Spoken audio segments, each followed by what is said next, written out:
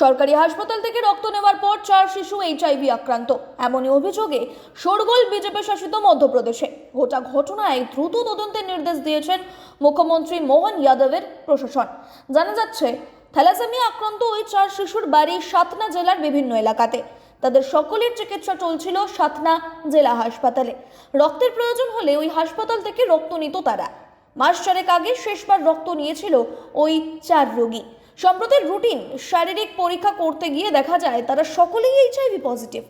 শিশুদের পরিবারের অভিযোগ উঠছে শিশুদের পরিবারের অভিযোগ, হাসপাতালের গাফিলতিতেই এই বড় বিপদ হয়েছে। অভিভাবকদের অভিযোগ, ব্লাড ব্যাংক থেকে রক্ত দেওয়ার সময় পুরনো সূচ ব্যবহার করা হয়েছে। সেখান থেকেই সংক্রমণ ছড়িয়েছে তাদের বাচ্চাদের শরীরে। জাতীয় নির্দেশিকা অনুযায়ী রক্তদানের আগে HIV, hepatitis B, hepatitis C এবং অন্যান্য সংক্রমণ যাতে না হয় সেজন্য রক্ত পরীক্ষা করা বাধ্যতামূলক।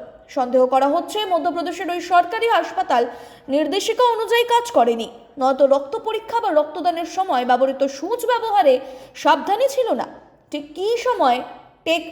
ঠিক কি হয়েছিল তা জানার জন্য ইতিমধ্যে তদন্ত শুরু হয়েছে। সংশ্লিষ্ট জেলা হাসপাতালের ব্লাড ব্যাংকের ইনচার্জ দেবেন্দ্র পাটিল বলেন, থ্যালাসেমিয়া রোগীদের ঘন ঘন রক্তদান করা হয়। সেখান থেকেই বিভিন্ন সংক্রমণের ঝুঁকি স্বাভাবিকভাবেই বেশি থাকে। তবে ওই শিশুরা প্রথমে এইচআইভি নেগেটিভ ছিল, পরে পজিটিভ হয়েছে।